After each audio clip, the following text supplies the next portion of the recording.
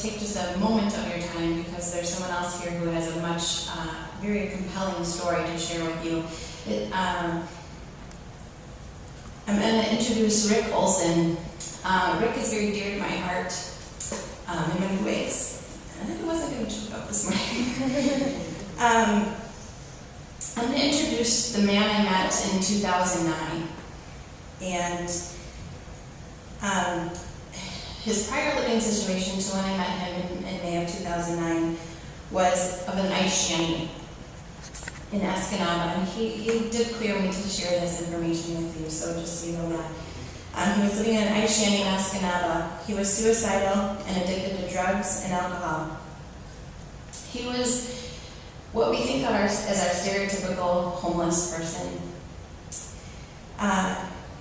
He was just released from MGH psychiatric unit and stabilized and living at the Jansen House shelter. He was referred to me from Pathways. When he showed up in my office, he had long hair, an unkept beard. He hadn't talked to his daughter, or he hadn't talked to his daughter in a long time, because at that point he was only speaking to her about 1 to 2 times a year. He had only seen a picture of his grandchildren, and at that moment he was 50 years old and had never ever held a key to his own apartment. So I want to bring you up Rick today, and he can share with you how United Way has made a difference here in Marquette County in his life.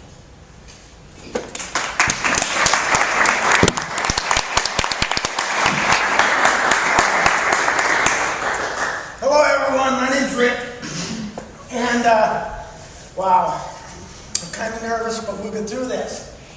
I wasn't in very good shape when Sarah first met me. Through a childhood from hell. Oops, sorry, I swore. In my whole life, running, being addicted, running, not really knowing who I was, I ended up in the psych ward here. That's where I met Sarah, and I would say, from the Jansen House to where I stand right here today has been a journey. I first went to the Jansen House. I had 2 pair of pants and a t-shirt when I came to this town, not knowing a street name nor a person's name. They gave me $8. They said, we're going to give you a place to live at the psych ward. I was completely terrified. But through the Jansen House and the application that was there to meet Sarah, my journey started.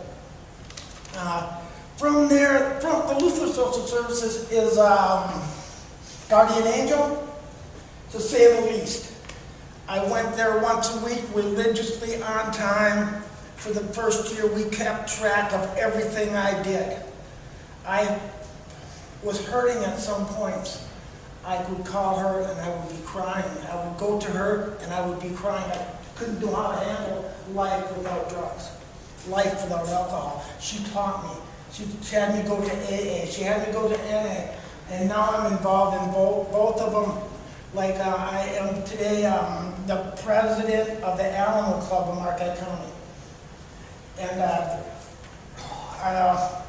serve on the board of this called Area for NA. I carry my own home group. Oh boy, for that right there.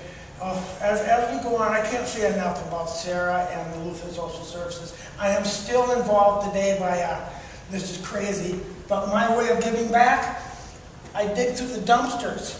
Here is a college town, and it would be unbelievable what you find. I wash them, I clean them, and I give them back to the homeless. I give them to Sarah, and Lutheran Social Services hands them out to the people who need them. And that makes my heart feel, well, I can give back today what was freely given to me, and that was a life. The truth is, I slept on other people's couches. I slept across the country in dumpsters, in ditches. I moved all around, but my addiction followed me, and this right here is where it all came to an end. My addiction did. My life began here through the help of United Way and the services that they provided to me I can't, Catholic Social Services. I met a lady there who had 35 years of therapist work. She took me on, she kept me for 3 years, her longest client. Did I learn? Yes, I did. I learned a lot. I learned how to live without drugs and alcohol. I learned how to talk in front of the people here. I was accustomed to going to, going nowhere. I lived in the closet. I don't know if anybody knows about drug addiction, but boy, I can tell you about it. Let me say that's another story. Another place is Catholic Social Service, Catholic Dual Service Health. I'm getting a little nervous here. Bear with me a second. Child and Family Services, another one. We're talking about my apartment for one. My whole life I never held keys to my apartment. Sarah made it possible. I did the next right thing. She helped me by doing the paperwork. One of the first times I ever met her, she said, "Rick, stay straight and we'll help you. You stay sober, you stay straight, we'll make it." And I'll be son of a gun. Today, I have my own place, first time in my life. I don't know if anybody realizes what it's like to be 51 years old and push a shopping cart down Super 1, not knowing what you like for food to fill your own cupboards. That's what I did. And you know, I still got some things in there because I didn't like them. I didn't know what I liked to eat even. I didn't know, I did the basic cooking. Today I can do a lot more of that. I enjoy life today, and I try to hold it dear to my heart. And by giving back, they talk here about Voices for Youth. I collect papers, notebooks, pencils, and you'd be surprised how much people throw away that I can give back. Boxes of the stuff that I make sure is all proper, all the writing is gone out of them. I pick through everything, hand pick it, and make sure it's good enough to give back. My God, the room at the inn helped me. I gotta say this right here. For the first year I was here, I ate breakfast at Room at the Inn religiously every day. And even after I got my apartment, I kept going back because I knew the people that were homeless there, and we sit and talk, and I try to direct them to like AA meetings or NA meetings, something that could help them along their journey. One thing I must say is it's the willingness to change.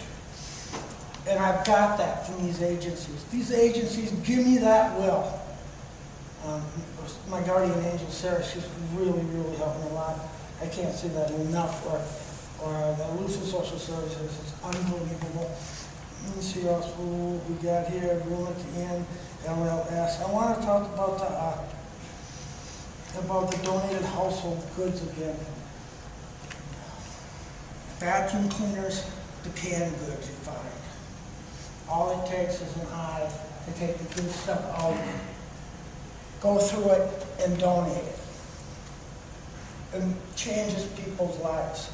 Now I'm on a network of people to the AA community here in this town that if beds are ready and are good, I hear about it. I talk to Sarah. She gives me an address and I just drop it off. It doesn't matter who they go to as long as they go to somebody that can use them. And I believe that's a lot like United Way. They're not looking at like the person, they're looking at the people, all the people that need to be helped. I will never be able to give back what was given to me in this community, but by living here and by doing things like I'm doing right now, I can sleep at night knowing that I can help just as I was helped. United Way was a very, very good program. I will be ever indebted to it. Ever indebted to it. And that's all I'm going to talk about. That's it.